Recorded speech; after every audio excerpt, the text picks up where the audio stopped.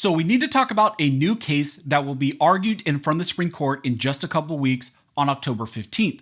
This case attempts to build on a prior 9-0 unanimous decision by the Supreme Court, which impacts your rights and all of our rights to prevent warrantless entries into our homes.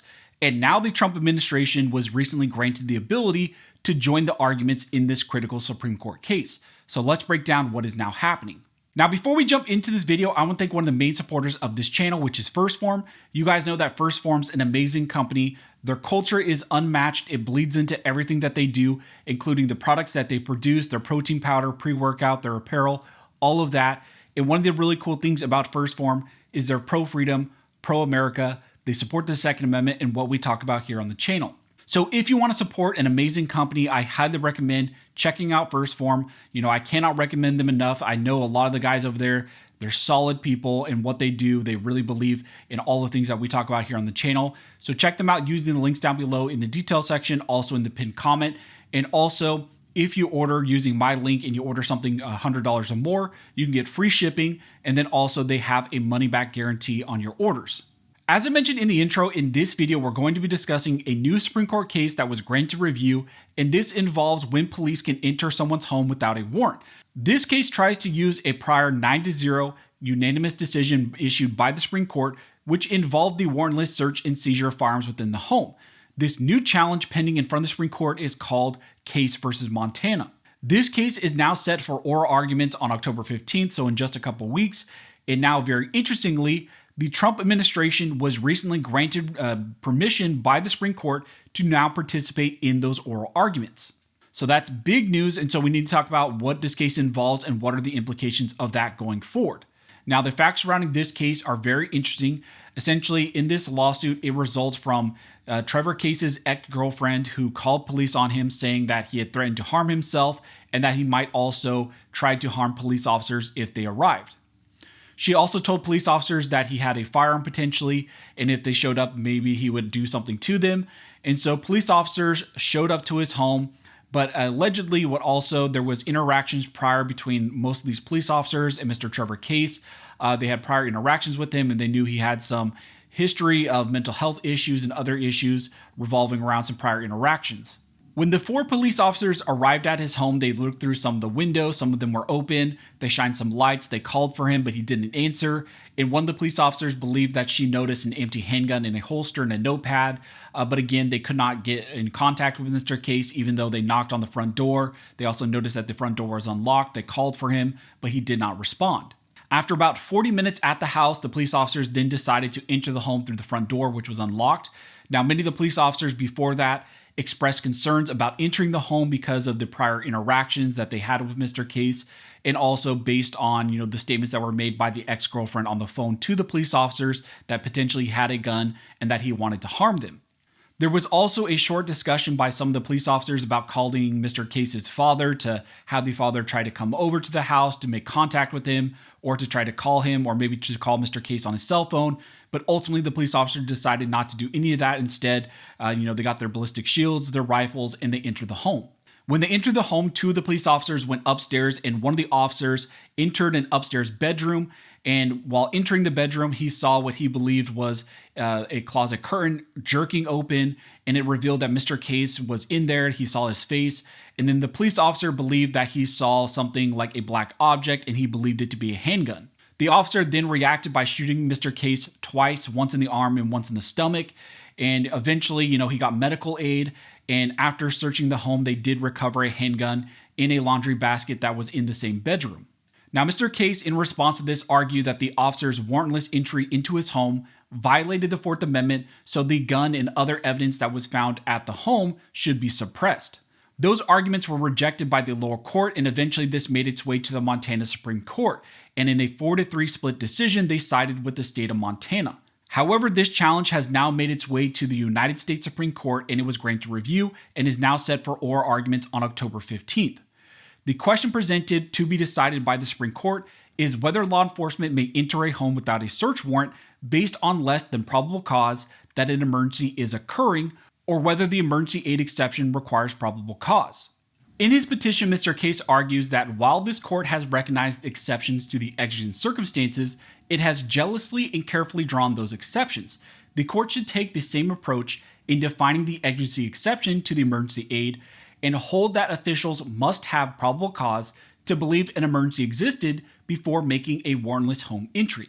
He goes on to argue that the Supreme Court rejected any freestanding community caretaking exception in their decision in Caniglia versus Strom. However, the Montana Supreme Court upheld the officer's warrantless entry into the home of the Mr. case on the basis of community caretaking, and that test requiring only reasonable suspicion of an emergency. Now, if you're not aware of what happened in that prior case, Caniglia versus Strom, essentially a husband and a wife got into an argument, and during the argument, the husband put a gun on the table and told his wife, "Why don't you just take it and put me out of my misery?" Now, of course, the wife, responded to that by leaving the home. She stayed at the hotel overnight, and then the next morning, she tried to contact her husband. However, he did not answer. So she decided then to call police. The police officers and the wife then arrived at the home, and they saw that Mr. Caniglia was fine and he was on the front porch. However, the police were still concerned about him, so they decided to take him for a psych evaluation to the hospital. Now, before that happened, there was a conversation between Mr. Caniglia and the police officers, and he told them that he did not consent to them taking his firearms. He did not want them to take his guns, and he did not actually consent to them taking them.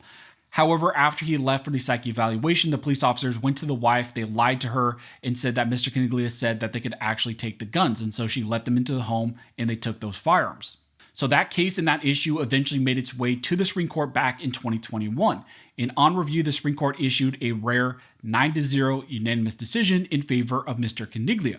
The Supreme Court struck down the community caretaking rationale used to enter the home and to seize those firearms. Since that decision and since that ruling, the Supreme Court has not considered the circumstances when police may enter a home under these emergency exceptions, and they have not done that essentially since 2021. But now the Supreme Court will step back in and decide if they want to expand upon Caniglia and if they want to expand upon those Fourth Amendment protections. Now, recently, the Trump administration filed an amicus brief to the Supreme Court, and they are arguing in support of the state of Montana and their whole reasonableness test that they want to push. In the brief, they argue that the Fourth Amendment standard is reasonableness, not probable cause in all cases. They argue probable cause attaches only to warrants, not every search or seizure. And since emergency aid entries occur without warrants, the only requirement is that they be actually reasonable under the circumstances. That means in this case, the Trump DOJ is arguing for a lesser reasonableness standard for these types of emergency aid situations. Now, after filing the amicus brief, the Trump administration requested the ability to participate in the oral arguments in support of the state of Montana. And in that request, it states that the United States has previously presented oral arguments as amicus curiae in cases concerning the interpretation and application of the Fourth Amendment, including in cases involving emergency aid. And there they mentioned Barnes versus Felix, Lang versus California, and then also Caniglia versus Strom, all cases that we have covered here on this channel. And then they state that we therefore believe that participation by the United States in oral argument in this case would be of material assistance to the court. Well, the Supreme Court recently granted the Trump administration's request, so they will be allowed to participate in these oral arguments. So the state of Montana will get the help of the Trump DOJ during these arguments, and they will argue for that whole reasonableness standard. The court now has the opportunity to clarify or expand on the unanimous Caniglia ruling in that decision prior in some of these other cases that we talked about dealing with the Fourth Amendment, which could have direct downstream implications on what protections we all have from police officers and the federal government from entering our home under these warrant exceptions and when they don't have to have a warrant to search and seize and engage in these types of activities.